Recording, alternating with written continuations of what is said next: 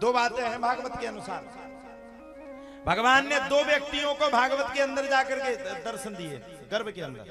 कौन कौन? कृष्ण कृष्ण महाबाहो भक्ता नाम भयंकर रहा, तुम्हें को दई है माना नाम पवर गोसी संस्कृति। भगवान श्री हरि कृष्ण ने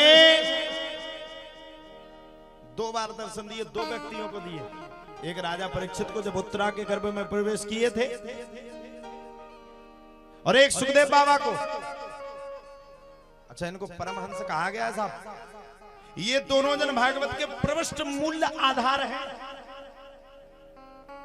भागवत का आधार मैया बड़ा खतरनाक है। भागवत के अंदर कितने श्लोक हैं? बताओ कितने श्लोक हैं? 18,000। अगर आप लोग 18,000 श्लोकों को बद्ध करोगे, अगर 18,000 श्लोकों को आप लोग वाचन करोगे, तो वाचन करते करते ही 1 वर्ष बीत जाएगा। अच्छा, भगवान समझ गए कलयुग आने वाला है, और कलयुग का आदमी बड़ा स्वार्थी है, भगवान की कथा सुनना ही नहीं चाहता है। कथा होवे श्रोता सोवे,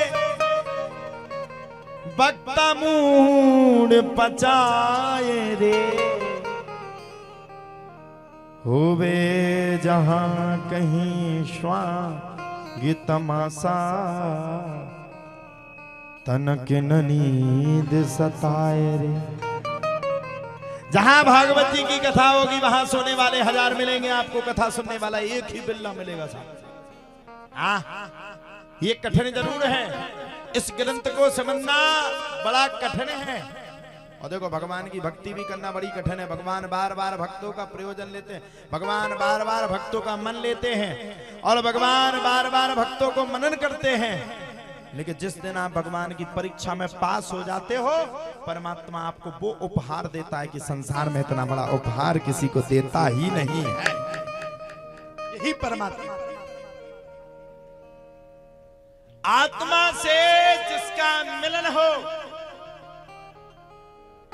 वही परमात्मा से, वही परमात्मा, वही परमात्मा। इसी को परमात्मा कहते हैं आप। सुखदेव बाबा 12 वर्ष तक मां के गर्भ में से निकलना नहीं चाहते थे।